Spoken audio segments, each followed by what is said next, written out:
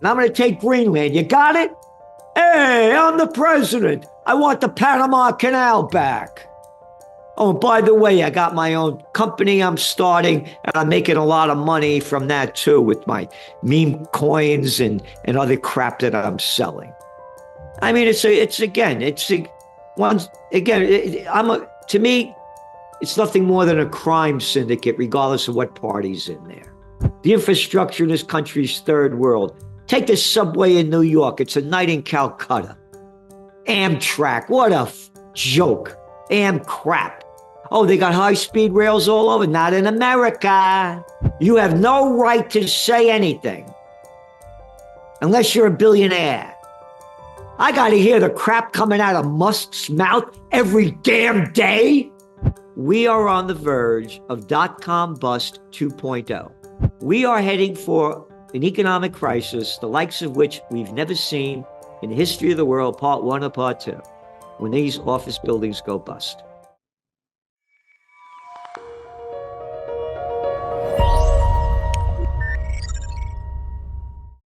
Hi, everybody. My name is Paul Buitink, and welcome to Reinvent Money, a podcast about money and power.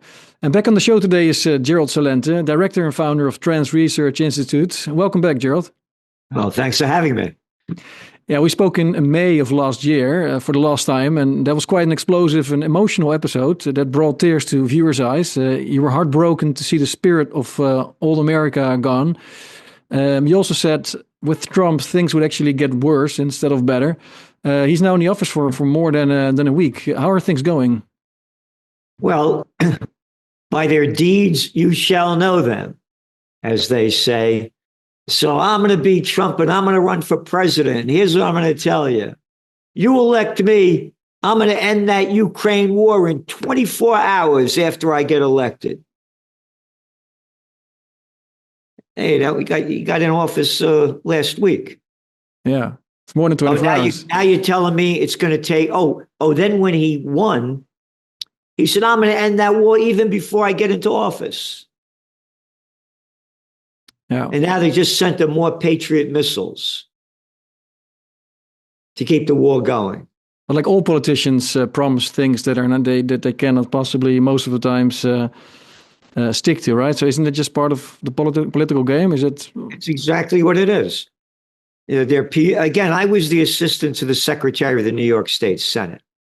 I have a photograph when I picked up Ronald Reagan at the Chicago Hilton, put on a brunch for 16 of our board of directors 2 days before he's announcing he's running against Gerald Ford.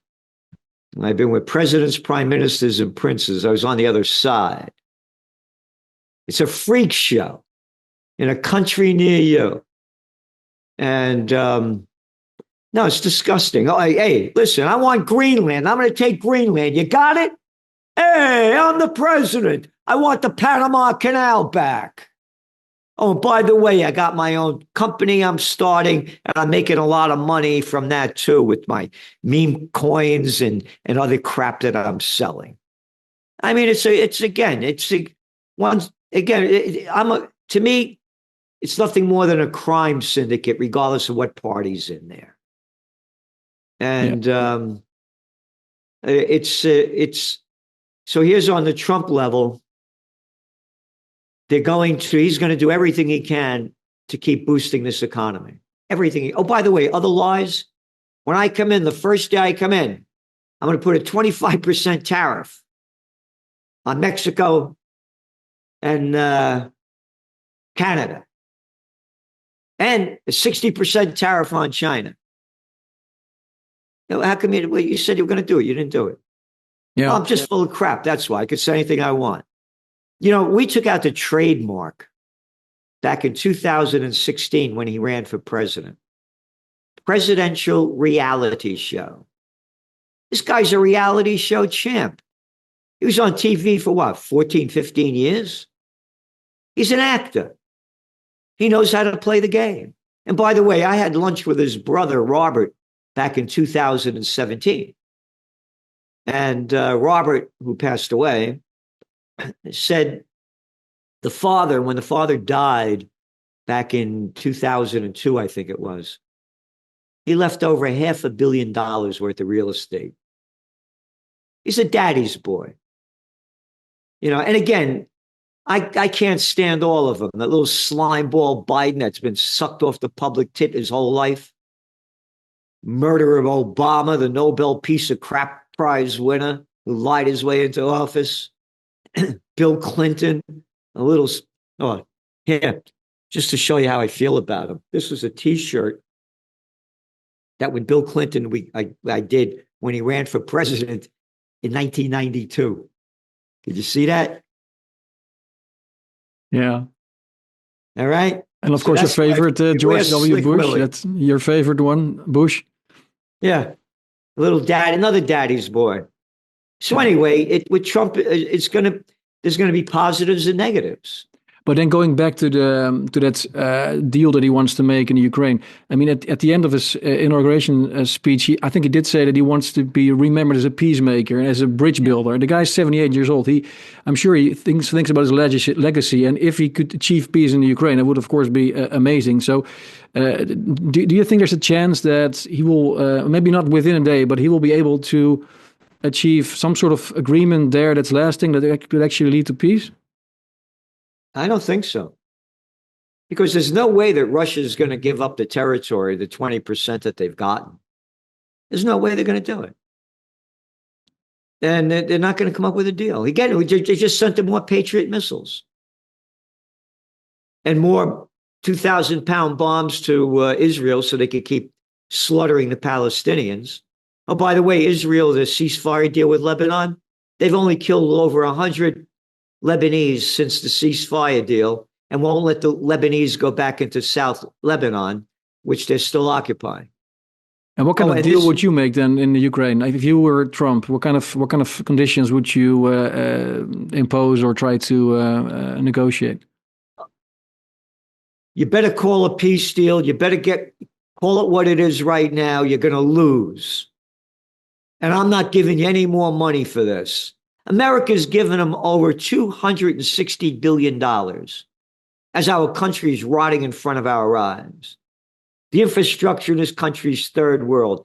Take the subway in New York. It's a night in Calcutta. Amtrak. What a joke. Crap. Oh, they got high-speed rails all over. Not in America. Oh, but more money for the war machine, by the way, which Trump says he's going to build up even bigger. So, again, you're losing. You're losing. What do you think? Do you think Europe then needs to step up their game and provide more weapons, or also Europe should take their hands off Project Ukraine? Yeah. Oh, by the way, I got banned from TikTok.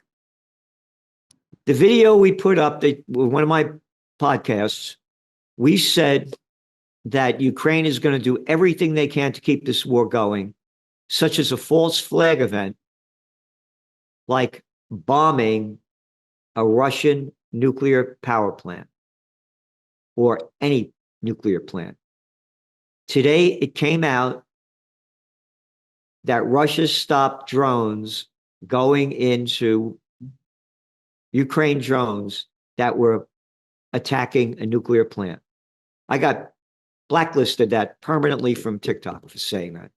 Yeah, but the Ukrainians are fighting for survival. Would you say Russia could just continue their march and take more territory? How far do you want the Russians to go then?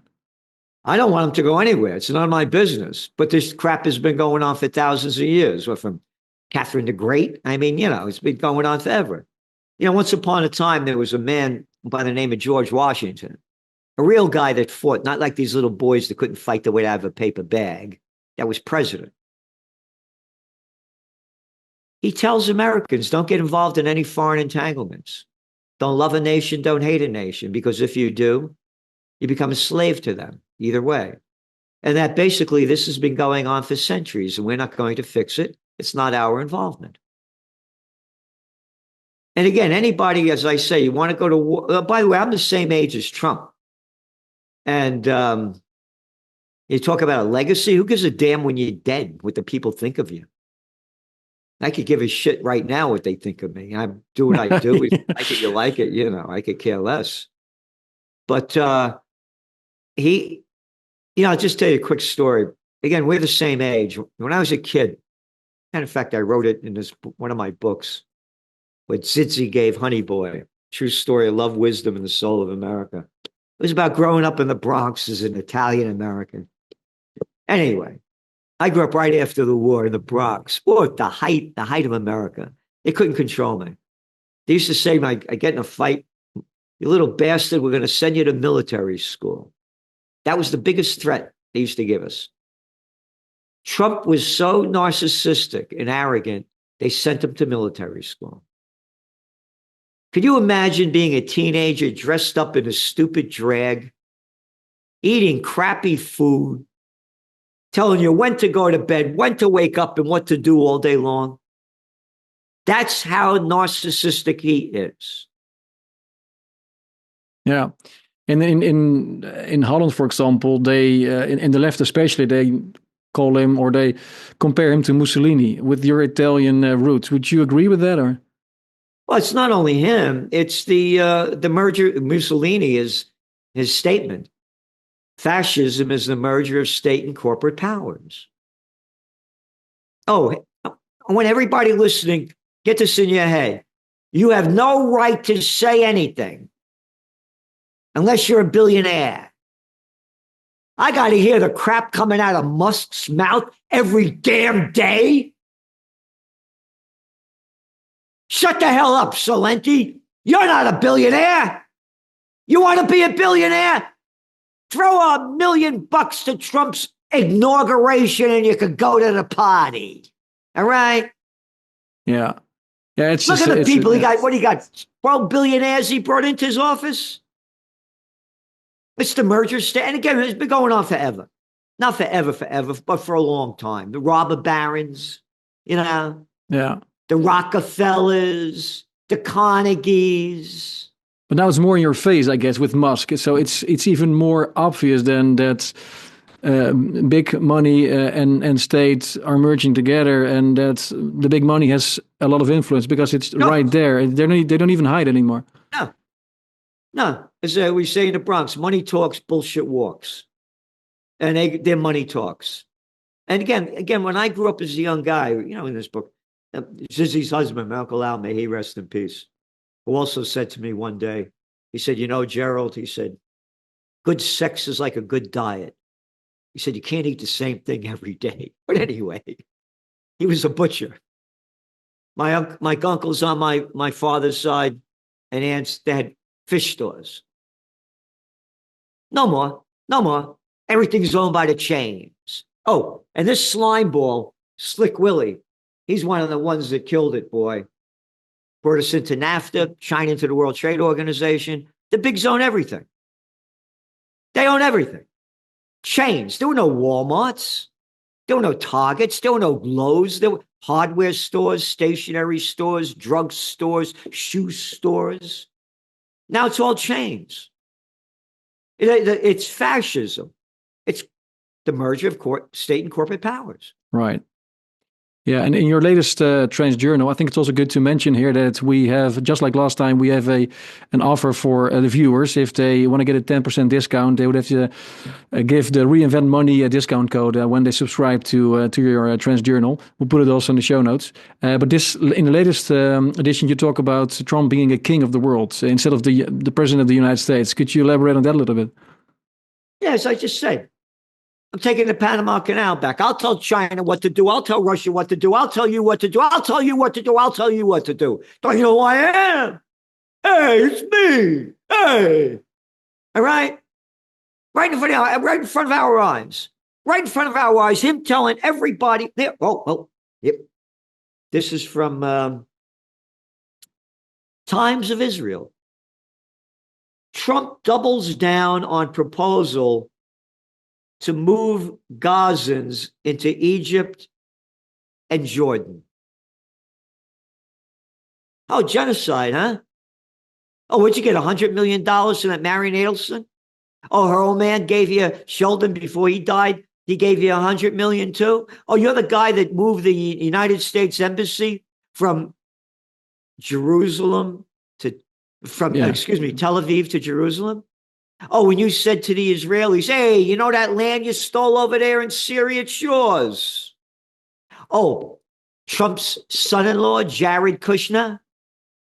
Oh, whose old man, Kushner, that Trump pardoned because he was thrown into jail for tax evasion and screwing over his brother, that he gave him a pardon. Oh, the Kushner, when Netanyahu used to come to America, stayed at the Kushner's house. Oh, yeah, that Jared Kushner, who's quoted in our Trends Journal back last year that the land in Gaza is, quote, very valuable waterfront property. Yeah.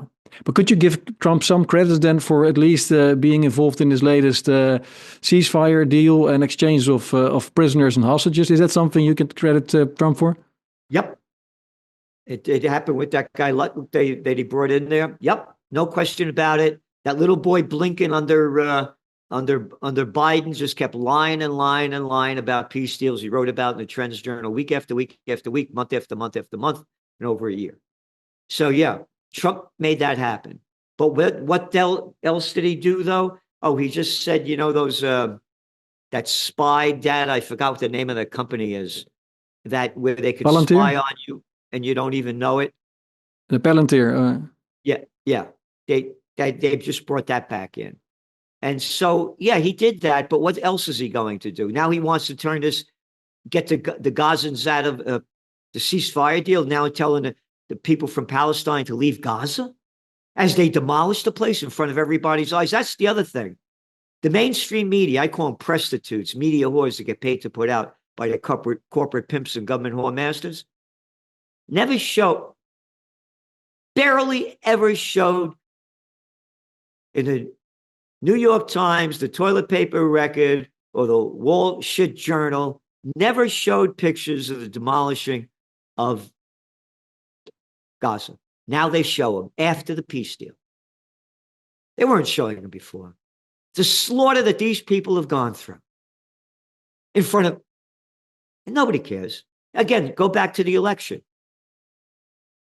Only, again, the poll data, exit poll data, only 4% of the people that voted for Trump cared about global issues. That was only 4% said that was number one, and only 3% global issues was number one that voted for Harris. They don't know anything. The people have no idea what's going on. Did Taylor Swift get laid last night? That's the news. Yeah. And I talked to John Mersheimer the other day again, and he's particularly worried about Iran. And I also noticed that you talk a lot about the potential for the situation in the Middle East to escalate, especially when Iran and Israel start fighting again. What do you expect on that front? What's your forecast for that? Again, it's the wild card. You don't know how it's going to be played out, and both the Trump administration and, of course, Israel are very anti-Iran. And by the way, when Trump said to send the Palestinians to Egypt and Jordan, Iran said send the Jewish people to Greenland.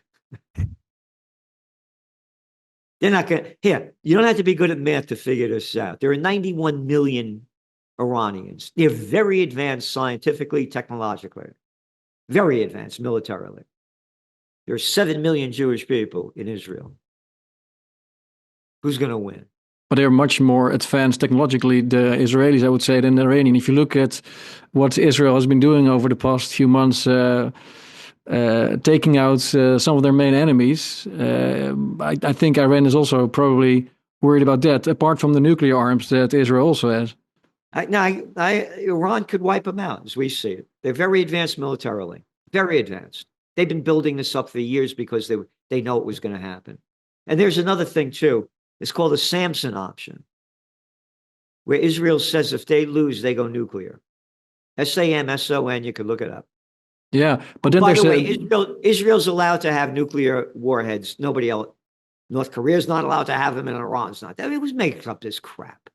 Yeah, but isn't that then if they're both so strong, that could also means mutual sure destruction. So they will stay put because they both have no incentive to attack each other because it would wipe them out. So that's also a good thing then, I would say. Yeah. But again, you got crazy people in charge. On the economic front, by the way, this is your Trends Journal. And again, if anybody could show us a magazine like it, it's almost 200 pages from high tech science to technocracy, to geopolitics, economics. We cover the world, and we say this is here. We're talking about the Israel war. We subscribe to Haaretz, the Israeli newspaper. We go to Jerusalem Post, Times of Israel. We also go to IRNA, ISNA, Tehran Times, Press TV. Want to hear what the Iranians have to say? We go to Arab News. We go to Al Jazeera. Want to hear what the Arabs have to say? We go to Middle East Monitor. We go to Middle East Eye. We want to hear what everybody has to say. Then we say, this is what they're saying. This is our analysis. This is where our trend forecast sees it going. So there's no propaganda in it. We don't take a side. Yeah, I get the whole picture. So going back, this is your Trends Journal when it used to be a quarterly, 1999. .com this, fall issue. .com overload will short circuit many high expectations for huge profits in internet commerce, entertainment, and a wide array of .com services. Following the holiday season, many of today's high-flying internet stocks, the hottest IPOs, and newly emerging IPO wannabes will have begun their deep descent from their overvalued heights. We said the .com bust would happen by the second quarter of 2000. And it did. It happened in March. Yeah. Now, I'm mentioning that we are on the verge of .com bust 2.0. Let's go back to 1999. The internet revolution really just started to get juiced up around 1992. It was still new. You couldn't see a video. You could never do what we're doing right now. It wasn't even near it. Then they started inventing all this stuff. And this doesn't make sense. This doesn't make sense. This thing's going to bust. And it busted. The NASDAQ dropped 80%. All right. Now let's go back. As I say, sometimes people call me a futurist, and nobody can predict the future. There are too many wild cards, whether they're played by humans or nature. We see the trend forecasts. If this thing keeps going like that, this is where it's going to go. So what was the wild card that was just played in the markets? The DeepSeek, right? Yeah. What happened? How much did NVIDIA drop? In total was the biggest loss we've ever seen in the stock market. Like this 500, 600 billion of market value was just evaporated. And the stock went down, 17%. It went up yesterday. It went up, I think, about 6%. As we went on the air, it was down again, I think 3 or 4%. This is just the beginning, because it's here. This is another article that just came out. They want it on the air. I have it here. No. They just came out with another. Here it is. Chinese e-commerce giant Alibaba released a new artificial intelligence model on Wednesday and claims it outperforms its rival, DeepSeek. So now let's go back. Yes, we said this AI is real, just like we said the .com, but they're over-investing in it, in companies that are not producing, and more talk than action. But this thing is going to keep going. AI, Trends are born, they grow, they mature, reach old age, and die. We said the AI trend has just been born. But now what's going on? When you see the DeepSeek, what's costing NVIDIA, the other people making chat $100 million, they're doing it for $6 million. Oh, and they're not using those NVIDIA high-end chips that Biden prohibited, tried to stop to go into China.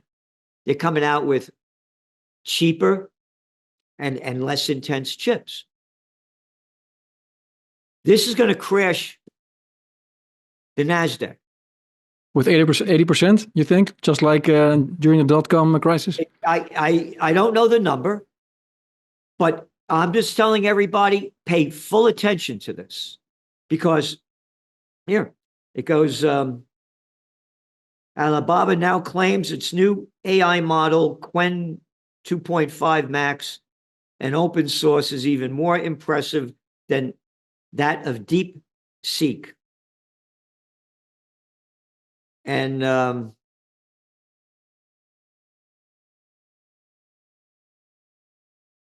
I think this is just the beginning. Yeah. Well, I like the fact that so many different initiatives abound and that there's choice and there's, I mean, I don't like to have full US domination when it comes to AI. So if other countries and other parts of the world participate and come up with better models, and it makes it cheaper for everyone to use. Yeah. Exactly. Fine. And again, this is why I say nobody can predict the future. There are too many wild cards. Yeah. And I have to tell you, this is really big. This yeah, so that could potentially there's a risk of another dot-com crisis with especially tech stocks tanking. What are the other big economic risks? You also mentioned in your latest video, and also something we discussed already in May, the potential for a real estate bubble to pop, and especially real estate loans in the US. Any update on that? You're not allowed to talk about it. It's totally blacklisted in the media. Google up Castle Systems, Kastle with a K. Look at the office occupancy rate in the 10 largest cities in America. 49.7%. Look up the vacancy rates. Ain't nobody in the building. According to Moody's, 20% vacant. Tracking trends is an understanding of where we are, how we got here to see where we're going. Let's go back to 2020. Was that 5 years ago? They launched the COVID war. Get back in your house. You can't go to work.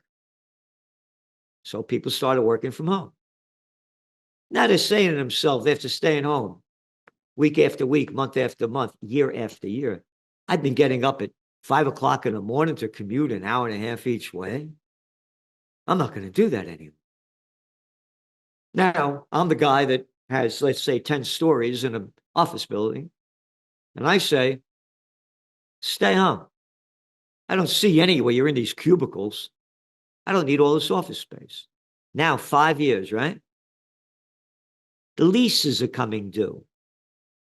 This year and next year, you have $2 to $4 trillion, depending on whose numbers you're looking at, worth of commercial real estate loans coming due in America.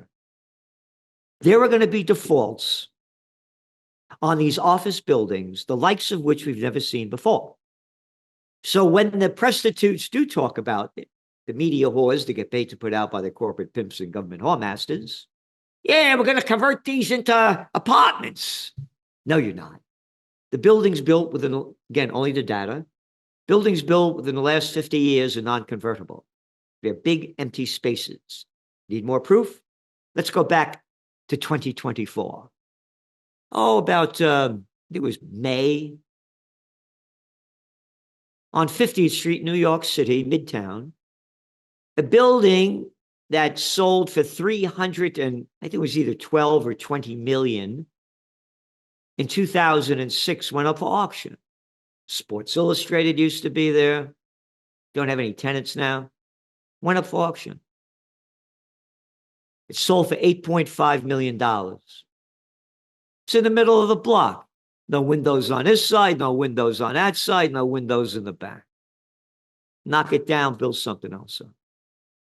This is just the beginning. Let's go back to 2023, not ancient history. 3 banks failed. Silicon Conman Bank, Signature Bank, First Republic, boom. Down go the equity markets, way up goes gold. 3 banks? How about 300 banks now? Yeah, because last time you called for gold to go to 3,000. When we were talking, it was around 2,300 or so. In the end, it was almost 2,800. So you were quite spot on with gold. What do you expect for gold this year then? Well, again, one of our top trends for 2024 would be a golden year for gold. Gold prices went up 25%. Here's the deal. We have said, it's in your trends journal, going back to November, and earlier that on different shows I've been on, we said Trump is going to do everything he can to pump up this economy. And in doing so, he's going to lower interest rates. What did he say at Davos? He wants the Fed to lower interest rates. All the media was saying that the Fed's only going to lower interest rates twice this year, and that Trump can't force them to do what he wants. In the Bronx, we used to say, bullshit has its own sound. Yeah. Let's look at the facts. Let's go back to December 2018, when Trump was president. Take a look at the Dow. Up, had its worst December since the Great Depression, 1931. What did Trump do? He pushed Powell to lower interest rates, and he did it in January.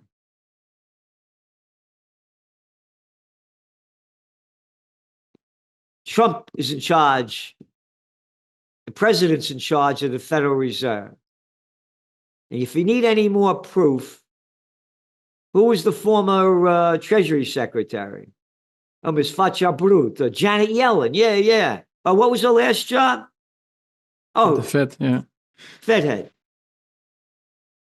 Yeah, so basically all these people, he can control these people, right? Because what he... Yeah, total control. Yeah. They're nobodies. And then also QE will follow, of course, as a next step then, right? So we will lower, the rates will be lowered, and then also with QE you can lower the long-term rates as well. And then, because also a lot of investors will probably dump their treasuries, and then he will have the Federal Reserve Bank to buy up those treasuries. Yep. And they got to bring the treasury yields down because mortgage demand is way down. They got to get housing. Again, the sales of homes are way down. He has to do everything he can to juice this up. Of course, low interest rates don't change the mortgage rates, but the yields will come down, and that'll bring the mortgage rates down. Yeah. And exactly what you're saying. So that's what we see happening. He's going to lower interest rates. The lower interest rates go, the deeper the dollar falls. The deeper the dollar falls, the higher gold prices go. Oh, now let's go back to the government debt. Yeah. It's what, about 6.6% of the U.S. gross domestic product. Before Trump got in, I think the debt went the deficit. It went way up under Biden. It used to be 3-point-something% of the GDP. And when you look at the real national debt, when you got to pay Social Security, all this other stuff that they owe, it's more like 220 trillion, not 36 trillion. So that's the other thing. Will they come out with a digital coin? We're getting away from that dirty cash. We're going to digital trash, CBDC. Trump says he's not going to do it. But again, he says one thing and does another thing. And my take on that is that he wants to please the PayPal mafia because, of course, he has all these all these people that funded this campaign, and they have all these crypto coins, not only the meme coins, but also the stable coins. So he would like to leave that to these boys so they can make money out of it. And then that could also be, of course, a scenario. And he's playing a game, too, with his coins. So, yeah, well, they think they gave him, they were the second biggest donor to his campaign. The crypto industry. Yeah. But you're still bullish on Bitcoin as well, right? Yeah. Yeah. Oh yeah. They're gonna do everything they can to keep this thing going up. Yeah, interesting. Again, if there were no cryptocurrencies, gold prices would be almost double what they are. Easily. But again, to me, gold is still the number one safe haven asset. And but again, the world is going to go digital. I mean, you go to China, you put your hand out, you're paying for something with the palm of your hand. You know, there's no everything's goes back to AI. Everything is becoming digitized. Everything. And there's no question about it. It's just going to keep expanding like that. And they're going to do everything they can. Oh, by the way, the European Central Bank just lowered interest rates again and got rid of their quantitative tightening. Yeah, because Europe's economy is in crap. You're looking at Germany, the third largest economy in the world, is in recession. You look at the UK, and you could put an F and a C in that one. They're in dragflation, declining economic growth and rising inflation. You look at China. China destroyed themselves with their 3 years of zero COVID policy when they launched the COVID war in January 2020 on Chinese Lunar New Year, the year of the rat. They destroyed their economy with 3 years of lockdown. And with all booms, there's a bust. So when Slimeball Clinton let them come into the World Trade Organization, which they officially came in 2 weeks after 9/11, you look at China's GDP before they went in. It's like this from 1970. They come in to the World Trade Organization and it skyrockets. They overbuilt the place. Depending on whose numbers you're looking at, there are between 60 to 90 million empty apartments. They overbuilt it. Made a very bad situation worse by their 3 years of COVID policy where they locked down the country. So we're looking at the number. You're looking at India's economy now flattening out. One after another. Was that the fifth largest, the fourth? I mean, you're looking at the America's the only economy that's doing decent. So that gives hope then, right? For you as an American, that's you guys at least have the right cards, perhaps, and also maybe still the right mindset to entrepreneurial spirit to make things great again, or to have this renaissance which you mentioned last time when we talked. Yeah, but again, when you're looking at where the economy is going, the bigs are making the dough. Yeah. The average person's going down. The middle class keeps shrinking. As I call us, plantation workers of Slavelandia. You know, they talk about the immigration issue. You know why they're bringing in all those immigrants for cheap labor? You go to any Marshalls, Targets, Lowe's, anyone, you go in on the doors, help wanted, full-time, part-time. People can't even speak English. That's why they're bringing them all in. Oh, now Trump wants to stay with the H-1B visas to keep bringing in cheap labor. Oh, we got the tech guys. I forgot. They gave a lot of dough too, right? Yeah. You saw the pictures. Look at all the peach eye, all these little clown boys all over there at the inauguration. Zuckerberg, how we did a 180. You know, so they want more cheap labor. So yeah, the economy's doing well on the equity market front and on the higher end, but not for the average person. By the way, again, we only do data. All of a sudden, restaurant sales are going down in America.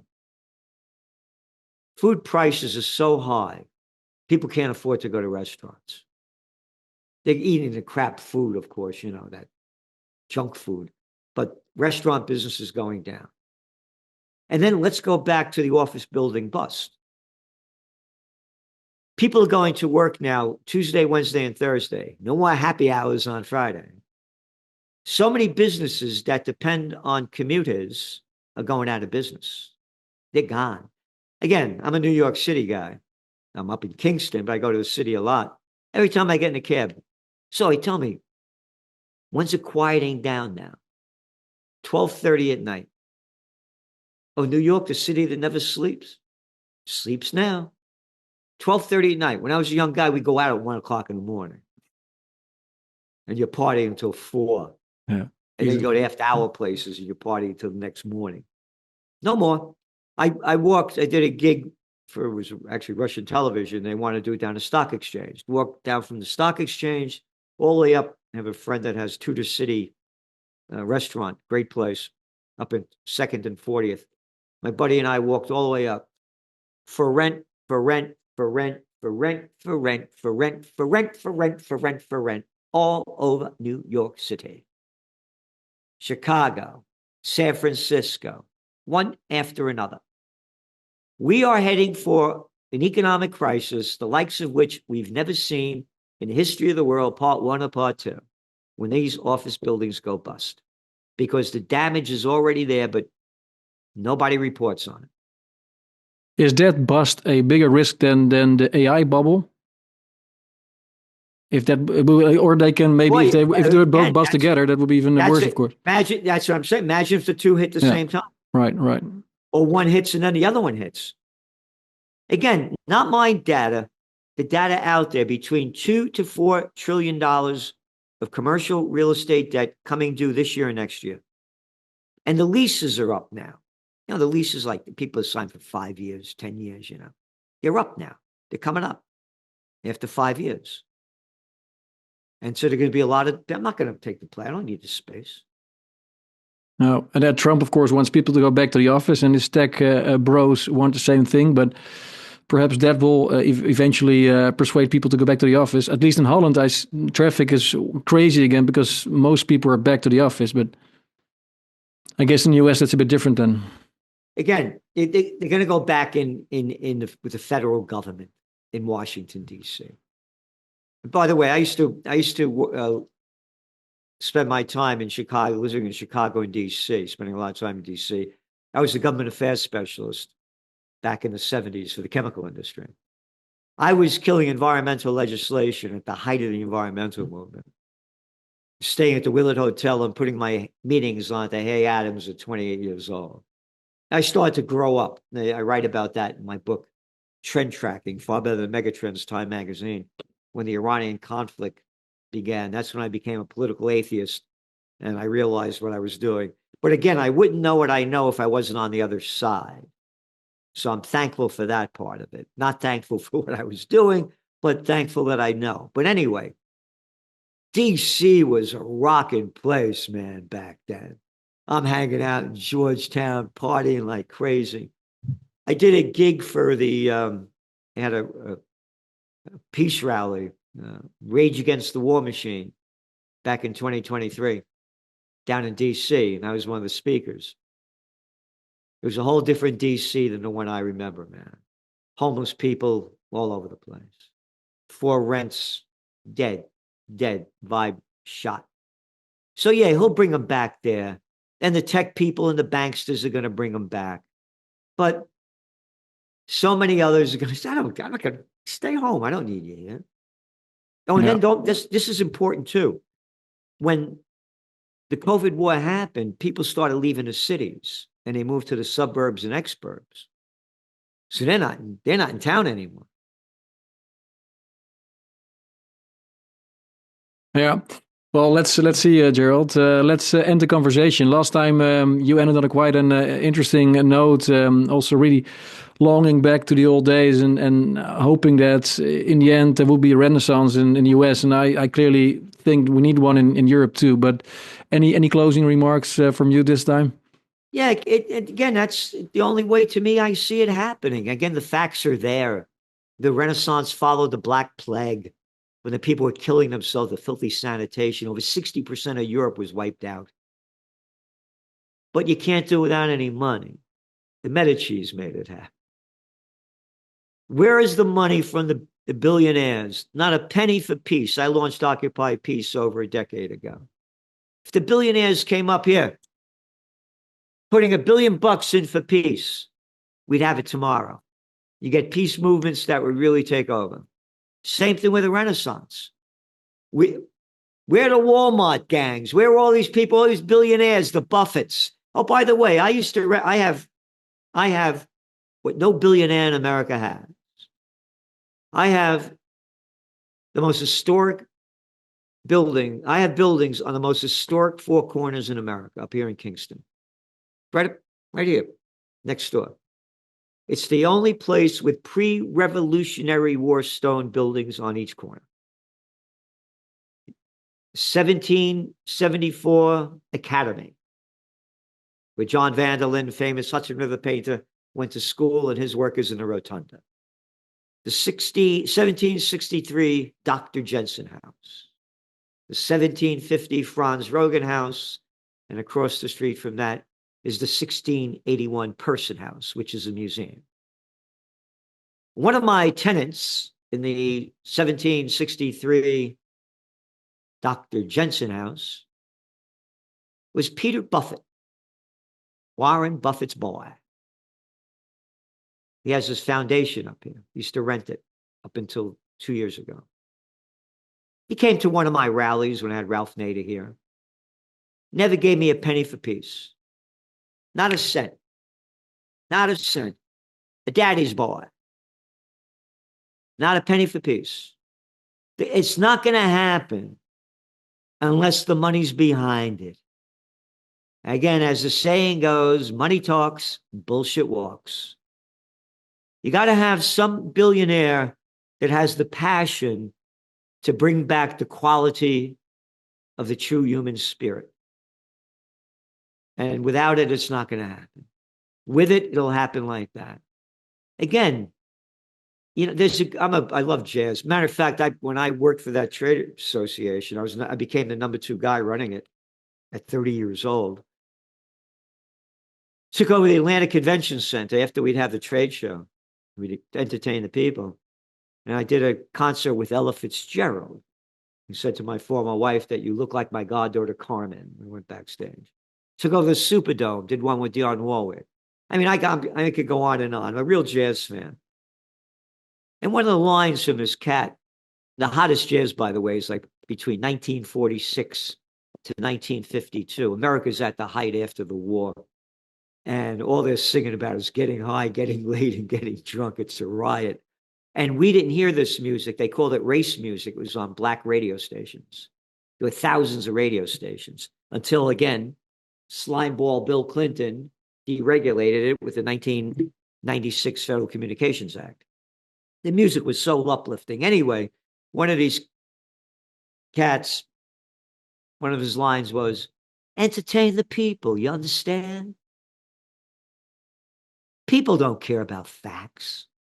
Again, I told you what the exit polls showed, that only 4% of the people that voted for Trump, global issues was number 1. Only 3% that voted for Harris, global issues was number 1. They don't know what's going on. You got to entertain the people. Yeah. You entertain the people and bring back a style, an upbeat passion of life. You got to. I mean, you see it with sports. Look how people love sports and watch whatever their favorite one is. Bread and games. Yeah. Yeah. Well, it's early days. Let's give Trump and his team a fair chance. Hopefully, he will be able to achieve peace in Ukraine, in the Middle East.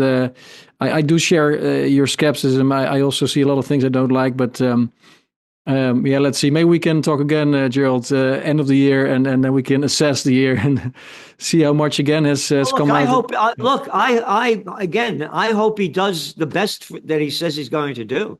Yeah. I mean, and he can do it. He has the power to do it. Again, it's the king. He has the power to do it.